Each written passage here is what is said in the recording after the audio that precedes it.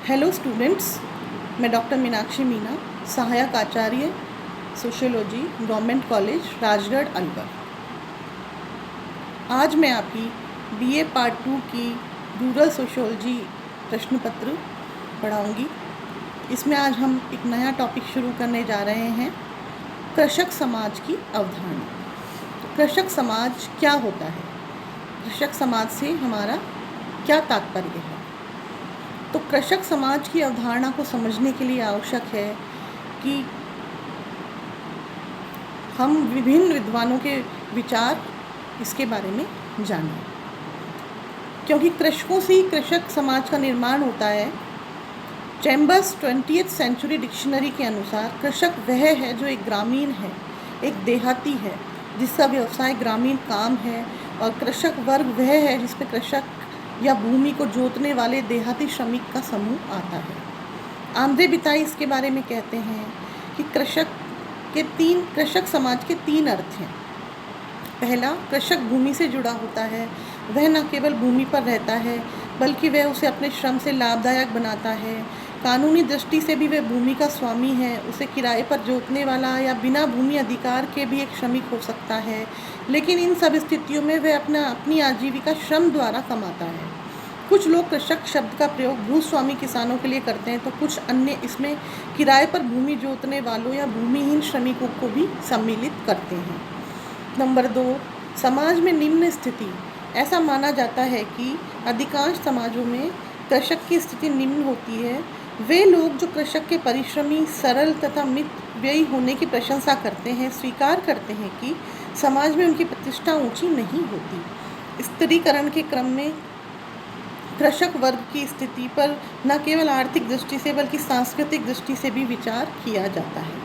इस वर्ग के लोग यदि उस भूमि के स्वामी भी होते हैं जिसे वे जोतते हैं, तो भी उनका आकार बहुत छोटा होता है और आय इतनी कम होती है कि परिवार कठिनता से ही अपना भरण पोषण कर पाता है। मजदूरों का पूरक। कृषकों को मजदूरों का पूरक माना जाता है। कृषकों और श्रमिकों को प्राय एक ही श्रेणी में रखा जाता है। कृषकों का विभिन्न वर्गों द्वारा शोषण होता है। एक ओर शोषित कृषक वर्ग आता है तो दूसरी ओर शोषक वर्ग। अब हम देखेंगे रॉबर्ट रेडफील्ड के विचार।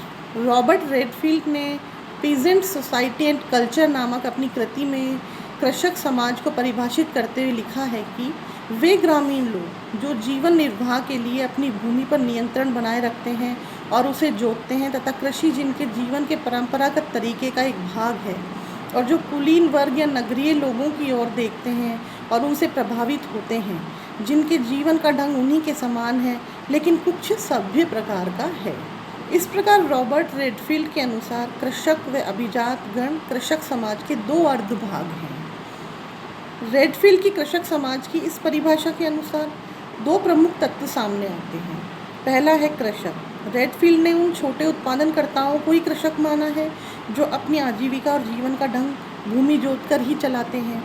और नंबर 2, अभिजात गण। अभिजात गण केवल कस्बों और नगरों में ही नहीं पाया जाता, बल्कि ये गांव में भी पाया जाने वाला अकृषक संपन्न वर्ग है। थियोडोर शनीन इस बारे में क्या कहते हैं? उन्होंने अपनी कृति पीजेंट एंड पीजेंट सोसाइटी में कृषक समाज की अवधारणा की 4 विशेषताएं स्पष्ट की हैं। नंबर 1, कृषक परिवार का खेत बहुआयामी सामाजिक संगठन की मौलिक इकाई है। एक कृषक परिवार उपभोग व उत्पादन की इकाई के रूप में कार्य करता है। कृषक के कार्य और अवकाश का केंद्र परिवार होता है। कृषक परिवार श्रम का प्रबंध करता है तथा खेत उपभोग की आवश्यकताओं को पूर्ण करता है। नंबर 2, भूमि कृषि कर्म जीवन निर्वाह के प्रमुख साधन के रूप में, जिससे उपभोक्ता आवश्यकताओं के प्रमुख भाग की पूर्ति हो सके। कृषि के माध्यम से लोग अपनी आजीविका चलाते हैं और अपनी अधिकांश उपभोक्ता आवश्यकताओं की पूर्ति करते हैं। भूमि से पृथक रहकर कृषक अपना अस्तित्व नहीं बना सकता। नंबर 3, लघु समुदाय के जीवन के ढंग से संबंधित परंपरागत संस्कृति। कृषक समाजों की अपनी एक परंपरागत विशिष्ट संस्कृति होती है। यह संस्कृति लघु समुदायों के जीवन के तरीके से विशेष संबंधित होती है। नंबर 4, निम्न आर्थिक स्थिति। कृषक वर्ग पर बाह्य व्यक्तियों का प्रभुत्व। कृषकों व अभिजात वर्गों के मध्य वही संबंध देखे जा सकते हैं जो शोषित व अभिजात वर्गों के मध्य पाए जाते हैं। तो इस प्रकार आज हमने कृषक समाज की अवधारणा को समझा, उसके बारे में विभिन्न विचारकों के विचार समझे। आज की क्लास में बस इतना ही। नमस्कार।